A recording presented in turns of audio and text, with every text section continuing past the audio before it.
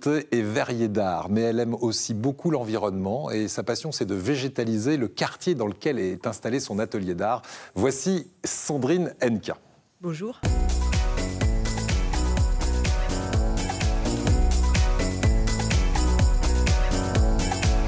Sandrine, qui a 2 casquettes, qui est avec nous depuis tout à l'heure. Ça se passe bien pour vous ? Oui, ça va. Hein, oui. vous découvrez un nouvel univers. Vous avez repéré des petites choses en verre qu'on pourrait faire dans notre décor, par exemple ? Pourquoi pas. Hein, parce qu'elle fait des vitraux magnifiques. D'ailleurs, on va commencer à parler de votre profession et de ce que vous faites depuis quelques années déjà dans ce quartier de la Belle de Mai à Marseille. Vous avez un atelier de verrier. Vous êtes verrier d'art, on dit voilà, maître verrier, c'est quoi ? Oui, voilà, maître verrier, verrier d'art. Après, normalement, le vrai terme pour ceux qui fabriquent les vitraux, c'est vitrailliste. Oui.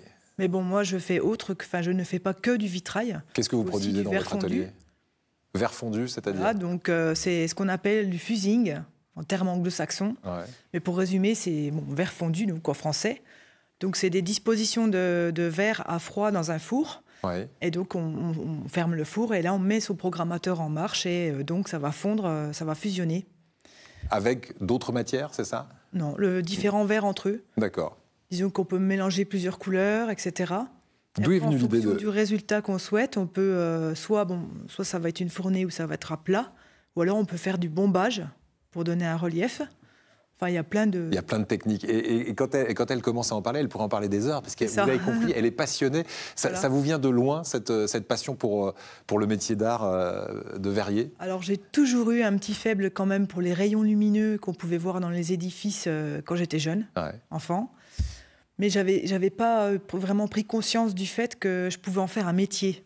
Donc, j'ai enchaîné les petits travails, etc., les parcours différents. Jusqu'au jour où je me suis rendu compte que finalement c'était possible et là, j'ai pas hésité, j'ai foncé dedans, quoi. Alors, on verra que dans quelques temps, on va pouvoir aller visiter votre atelier, puisque vous allez faire une opération portes ouvertes sur plusieurs jours. Mais juste avant, on va parler de cette deuxième casquette que vous avez, puisque vous êtes à la tête d'une association qui s'appelle Vert tout vert. Alors vert comme le verre que vous travaillez, et puis tout comme en anglais, vert, V-E-R-T. Qu'est-ce que c'est que cette association que vous avez créée à Marseille ? Alors en fait, ça a commencé par une jardinière devant mon atelier, donc toute simple. Et puis les voisins qui s'interpellent, « Oh mais dis donc, c'est super, t'as mis des plantes, est-ce que ça va tenir ?» Puis finalement ça a tenu, et les voisins se sont trouvés intéressés, ont eu envie d'en avoir aussi, et de participer donc à cette végétalisation. De la rue. D'entretenir leurs plantes, etc. Et donc de là, j'avais commencé donc à recycler des caisses de livraison de verre en jardinière. Donc verre, tout vert, ça marchait bien avec. Hein. Et donc je les distribue aux voisins. Et petit à petit, on a réussi quand même à en mettre pas mal dans la rue. Donc là, en tout, il y en a une dizaine pour l'instant. Voilà, et Sandrine nous a écrit, ici à Ensemble c'est mieux, pour nous dire, moi j'ai envie de parler de cette initiative parce qu'au final ça fédère tout un quartier.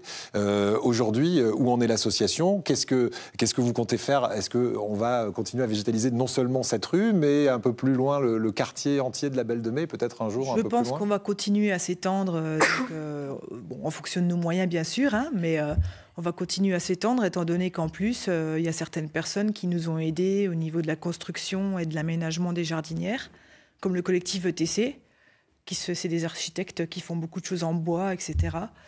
Et puis la Maison de l'Agriculture nous a fourni pas mal de graines. Oui, d'accord. Donc il y a de quoi végétaliser, hein, il y a de quoi faire, hein, sans compter les boutures que j'ai dans ma pépinière. Comment est-ce qu'on peut vous aider à faire progresser cette végétalisation du quartier ?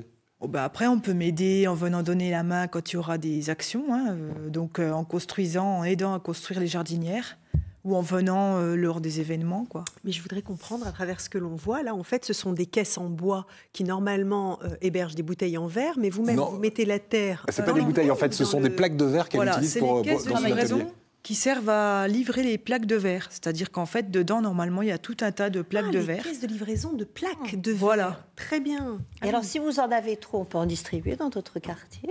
Oui, voilà. On peut propager l'idée. Vous savez que sur une des perpendiculaires tout en haut de la Canebière, il y a une rue très végétalisée. Je ne sais pas si c'est la rue Curiole ou celle d'Arc. La rue de l'Arc.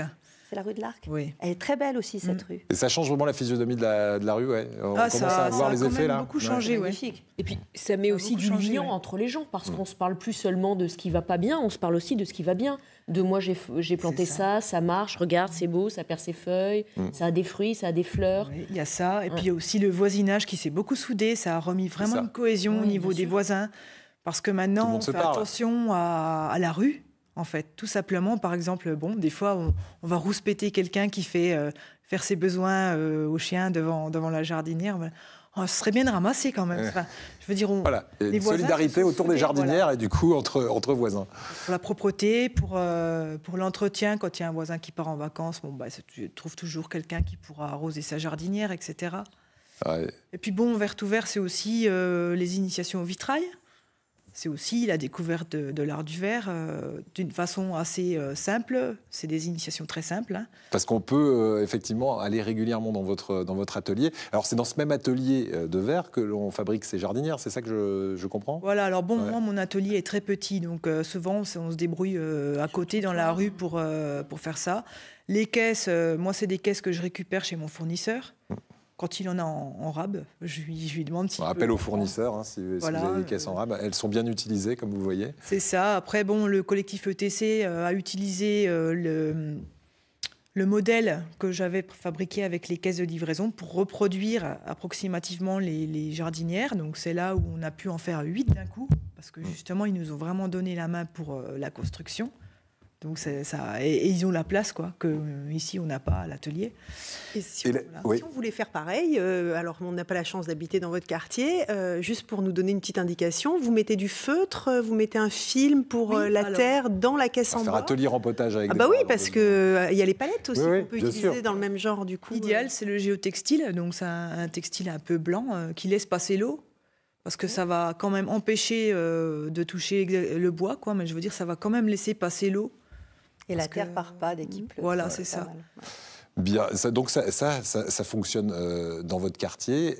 Et effectivement, si on veut que ça vienne chez nous, il suffit d'avoir l'idée d'aller voir ses voisins et peut-être d'avoir aussi des choses à recycler. Donc, il y a les pneus, ça marche pas mal aussi avec les pneus. On peut imaginer d'autres matériaux, effectivement. En fait, il faut aller vers ses voisins.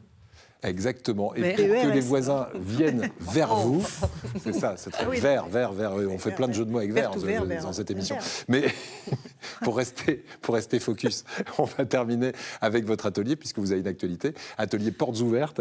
Si on veut aller vous voir fabriquer du verre, et même fabriquer soi-même du verre, ça va être possible. Ce sera entre le 3 et le 21 décembre, donc dans quelques jours. Qu'est-ce que vous allez proposer là pour l'avant-Noël ? Alors du mardi au samedi, il y a une petite période le matin de 11h à midi et puis ensuite de 16h30 à 19h. J'invite les gens à venir découvrir mon univers autour d'un thé, s'ils ont envie. Hein. En plus, vous aurez le thé offert. Et puis, ils vont voir... C'est du thé vert, oui, évidemment. Voilà, mon univers. Allons-y, dans l'univers. Écoutez, allons-y. Passez les fenêtres, il n'y a plus de limite.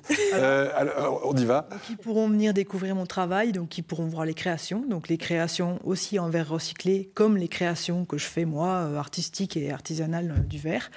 Et puis, ils pourront me voir travailler, in situ, quoi. Je serai en train de travailler en même temps. Voilà, ça, c'est vrai que c'est toujours beau à voir. C'est physique comme métier ? Non, ça va, c'est pas très physique. Après, on piétine beaucoup, on reste debout. Mais bon, c'est une histoire d'habitude. Moi, ça me dérange pas plus que ça, quoi. Et on est évidemment dans la chaleur. Il fait souvent très chaud quand je lance les fournées. Oui, il fait quand même très chaud à l'atelier, mais... Ça a un côté très agréable, surtout en hiver. C'est ça, entre le 3 et le 21 décembre. Vous ne risquez pas d'avoir froid à l'atelier, quoi.